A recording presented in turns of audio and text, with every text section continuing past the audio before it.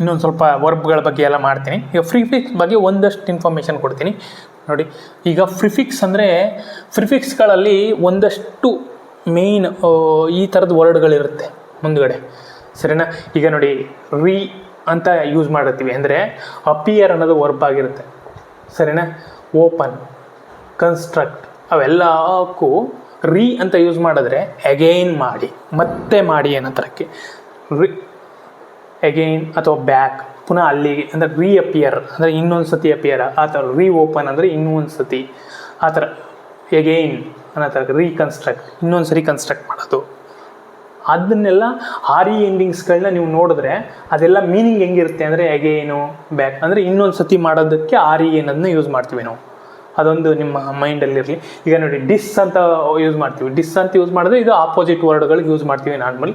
Reverse the ಮೀನಿಂಗದ್ದು ಇದನ್ನು change ಮಾಡುತ್ತೆ. ಅಂದರೆ ಈಗ ನೀವು ಕನೆಕ್ಟ್ ಮಾಡ್ತೀವಿ ಅಂತ ಹೇಳ್ತೀವಿ, ಇದು ಇವೆರಡನ್ನೂ ಕನೆಕ್ಟ್ ಅಂತೀವಿ. ಡಿಸ್ಕನೆಕ್ಟ್ ಅಂದರೆ ಎರಡು ಡಿಸ್ಕನೆಕ್ಟ್. ಡಿಸ್ ಅಂತ ಯೂಸ್ ಮಾಡಿದ ತಕ್ಷಣ ಅದ್ರ ಫಂಕ್ಷನ್ ಏನಾಯಿತು, ರಿವರ್ಸ್ ಆಯಿತು, ಸರಿನಾ.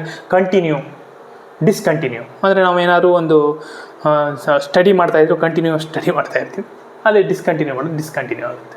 ಅಗ್ರಿ, ಅಗ್ರಿ ಇದೆ ಡಿಸ್ಅಗ್ರಿ. ನಾನು ಒಂದು ಏನೋ ಥಾಟ್ ಬಗ್ಗೆ ನಾನು ಇದು ಓಕೆ ಅಂತ ಅಗ್ರಿ ಮಾಡ್ತೀನಿ, ಇನ್ನೊಬ್ರು ಡಿಸ್ಅಗ್ರಿ ಮಾಡ್ಬೋದು. ಅಂದರೆ ಡಿಸ್ ಅಂತ ಯೂಸ್ ಮಾಡಿದ್ರೆ ಆಟೋಮೆಟಿಕಲಿ ಅದ್ರದ್ದು ಮೀನಿಂಗ್ ರಿವರ್ಸ್ ಆಗುತ್ತೆ. ಅದೇ ಥರ ಅನ್ನು ಯೂಸ್ ಮಾಡ್ತೀವಿ, ಸರಿನಾ. ಈಗ ನೋಡಿ, ಸ್ಟೇಬಲ್ ಅಂತಿದೆ, ಅನ್ಸ್ಟೇಬಲ್, ಸರಿನಾ.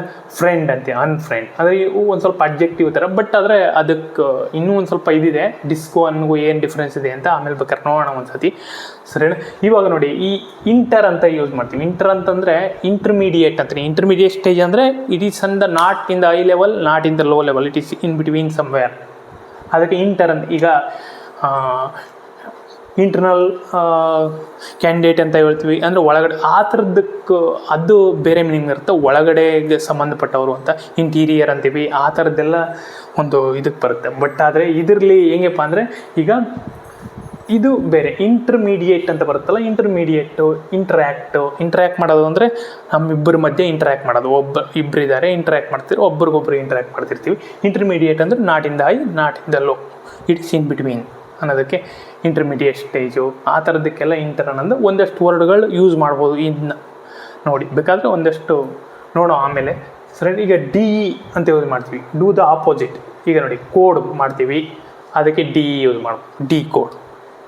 ಸ್ಟೆಬಿಲೈಸ್, ಡಿಸ್ಟೆಬಿಲೈಸ್ ಅಂದರೆ ಆಪೋಸಿಟ್ ವರ್ಡ್. ಅಂದರೆ ಈಗ ನೋಡಿ, ಅದೇ ಥರ ಪ್ರೀ ಅಂತ ಒಂದು ವರ್ಡ್ ಬರುತ್ತೆ. ಪ್ರೀ ಅಂತಂದರೆ ಬಿಫೋರ್, ಅಂದರೆ ಈಗ ಈಟ್ ಮಾಡೋದು, ಅದಕ್ಕಿಂತ ಮುಂಚೆ ಪ್ರೀ ಈಟ್ ಮಾಡ್ಕೊಳ್ಳೋದು ಒಂದು ಸ್ವಲ್ಪ. ಅಂದರೆ ಈಗ ವ್ಯೂ ಅಂದರೆ ವ್ಯೂ ನೋಡೋದು, ಅದಕ್ಕಿಂತ ಮುಂಚೆ ಒಂದು ಇದು ಮಾಡ್ಕೊಳ್ಳೋದು ಬಿಫೋರ್. ಅದೇ ಈಗ ಪ್ರಿಂಟ್ ತೆಗಿಬೇಕಾದ್ರೆ ಫಸ್ಟ್ ಪ್ರಿವ್ಯೂ ನೋಡ್ತೀವಿ. ಪ್ರಿವ್ಯೂ ಅಂದರೆ ಯಾವ ಥರ ಬರಬಹುದು ಅದು ಅಂತ, ಅದಕ್ಕೆ ಪ್ರಿವ್ಯೂ ಅಂತ.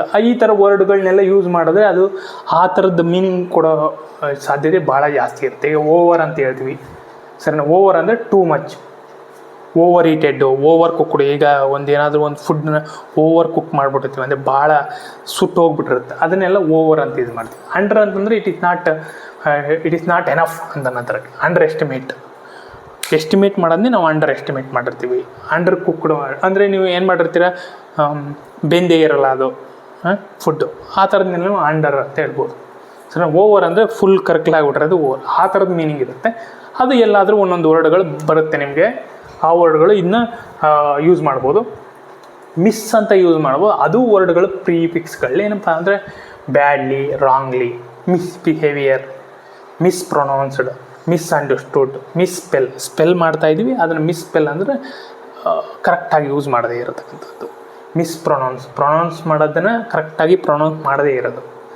ಅಂಡರ್ಸ್ಟ್ಯಾಂಡ್, ಏನು ಅಂಡರ್ಸ್ಟುಡ್ ಮಾಡ್ಕೋತಾ ಇರ್ತೀವಿ, ಅರ್ಥ ಮಾಡ್ಕೊಳ್ದೇ ಇರೋದಕ್ಕೆ, ಅಂದರೆ ಅದು ನೆಗೆಟಿವ್ ಮೀನಿಂಗ್ಗೆ ಒಂದಷ್ಟಕ್ಕೆ ಯೂಸ್ ಮಾಡ್ಬೋದು ಮಿಸ್ ಅನ್ನೋದು. ಈಗ ಫೋರ್ ಅಂತ ಯೂಸ್ ಮಾಡ್ತೀವಿ. ಫೋರ್ ಅಂದರೆ ಬಿಫೋರ್ ಅಥವಾ ಅರ್ಲಿಯರ್. ಅಂದರೆ ಈಗ ಫೋರ್ಕ್ಯಾಸ್ಟ್ ಅಂತೀವಿ. ಫೋರ್ಕ್ಯಾಸ್ಟ್ ಅಂದರೆ ನೀವು ಪ್ರಿಡಕ್ಟ್ ಮಾಡೋದು ಅಂತ ಹೇಳ್ತೀವಲ್ಲ, ಆ ವರ್ಡ್ಗಳಿಗೆ ಈ ಫೋರ್ ಅನ್ನೋದು ಬರುತ್ತೆ. ಇಲ್ಲಿ ಬಿಫೋರಲ್ಲೂ ಫೋರ್ ಅಂತ ಬಂದಿದೆ ನೋಡಿ. ಆದರೆ ಫೋರ್ ಅಂತ ಇದು ಲಾಸ್ಟ್ ಎಂಡಿಂಗಲ್ಲಿ ಬಂದಿದೆ, ಬಟ್ ಆದರೆ ಫೋರ್ ಅನ್ನೋದು ಅರ್ಥ ಫ್ರಂಟಲ್ಲಿ ಬರ್ಬೇಕು. ಫೋರ್ಕ್ಯಾಸ್ಟ್ ಅಂತ ಅಂದರೆ ನೀವು ಅದನ್ನು ಪ್ರಿಡಕ್ಟ್ ಮಾಡೋದು ಅಂತ ಹೇಳ್ತೀವಿ. ಈಗ ಟ್ರಾನ್ಸ್ ಅನ್ನೋ ವರ್ಡ್ ಯೂಸ್ ಮಾಡ್ತೀವಿ, ಅದನ್ನೇನಂದರೆ ಅಕ್ರಾಸ್, ಒಂದು ಕಡೆಯಿಂದ ಇನ್ನೊಂದು ಕಡೆಗೆ. ಟ್ರಾನ್ಸ್ಪೋರ್ಟ್ ಪೋರ್ಟ್ ಒಂದು ಕಡೆಯಿಂದ ಇನ್ನೊಂದು ಕಡೆಗೆ ಕ್ರಾಸ್ ಮೂವ್ ಮಾಡೋದು. ಟ್ರಾನ್ಸ್ಲೇಟ್ ಒಂದು ಕಡೆಯಿಂದ ಇನ್ನೊಂದು ಕಡೆಗೆ ಮೂವ್ ಮಾಡೋದು. ಅದಕ್ಕೆಲ್ಲ ನೀವು ಟ್ರಾನ್ಸ್ ಅನ್ನೋ ವರ್ಡ್ಗಳು ಯೂಸ್ ಮಾಡ್ಬೋದು. ಆ ವರ್ಡ್ಗಳು ನಿಮಗೆ ಒಂದಷ್ಟು ಐಡಿಯಾ ಬರ್ತಾ ಇರುತ್ತೆ, ಸರಿನಾ. ಈಗ ಅಂತೀವಿ, ಎಜುಕೇಷನ್ ಅಂತೀವಿ. ಎಜುಕೇಷನ್ ಇಷ್ಟೇ, ಹೆಣ್ಮಕ್ಳು ಇಬ್ಬರು ಇರ್ತಾರೆ ಸ್ಟಡಿ ಮಾಡೋದಕ್ಕೆ, ಅಂದದಕ್ಕೆಲ್ಲ ಎಜುಕೇಷನ್ ಅಂತೀವಿ. ಅಂದರೆ ಟುಗೆದರ್, ಒಟ್ಟಿಗೆ ಇದು ಮಾಡೋದು ಅನ್ನೋ ಥರಕ್ಕೆ. ಆ ಅನ್ನೋ ಒಂದೊಂದು ವರ್ಡ್ಗಳು, ಕೋಆರ್ಡಿನೇಟ್, ಆ ಥರ ಏನಾದರೂ ಒಂದಷ್ಟು ವರ್ಡ್ಗಳು ಇರ್ತವೆ. ಏನಪ್ಪ ಅಂದರೆ ನಿಮಗೆ ಒಂದಷ್ಟು ಹೆಲ್ಪ್ ಮಾಡುತ್ತೆ. ಇವೆಲ್ಲ ಪ್ರಿಫಿಕ್ಸ್ಗಳು, ಇವುಗಳನ್ನ ಒಂದೊಂದು ಕಡೆ ಎಲ್ಲಾದರೂ ಎಲ್ಲಿ ಯೂಸ್ ಮಾಡ್ತಾಯಿದ್ದೀವಿ ಅದನ್ನೊಂದು ಸ್ವಲ್ಪ ನೋಡ್ಕೊಂಡ್ರೆ ನೀವು ಎಲ್ಲಿ ಬರುತ್ತೆ ಅದನ್ನೆಲ್ಲ ಸ್ವಲ್ಪ ಗಮನಿಸ್ತಾ ಇದ್ದರೆ ಅದ್ರದ್ದು ಕಂಪ್ಲೀಟ್ ಮೀನಿಂಗ್ ಒಂದು ಸ್ವಲ್ಪ ಅರ್ಥ ಆಗುತ್ತೆ ನಿಮಗೆ, ಸರಿ. ಇವೆಲ್ಲ ಹೆಂಗಪ್ಪ ಅಂದರೆ ಈ ಸಫಿಕ್ಸ್ಗಳನ್ನ ನಾನು ಹೇಳಿದ್ದೀನಿ ಆಲ್ರೆಡಿ. ನೌನ್ಸು, ಅಡ್ಜೆಕ್ಟಿವು, ಅಡ್ವರ್ಬು, ಆಮೇಲೆ ಲೆಕ್ಸಿಕಲ್ ವರ್ಬ್ ಅಂತೀವಿ, ನಾಟ್ ಆಕ್ಸಿಲರಿ ವರ್ಬ್ಸ್ಗೆ ಎಂಡಿಂಗ್ಸ್ಗೆ ಬೇರೆಯೇ. ಅಂದರೆ ಆಕ್ಸಿಲರಿ ವರ್ಬ್ಗೆ ನೀವು ಎಂಡಿಂಗ್ ಯೂಸ್ ಮಾಡೋಕ್ಕಾಗಲ್ಲ, ಯಾಕೆಂದರೆ ಅವು ಓಪನ್ಡ್ ಕ್ಲಾಸ್ ಅಂತ ಹೇಳ್ತೀವಿ. ಅಂದರೆ ನಿಮಗೆ ಇನ್ನೂ ಒಂದು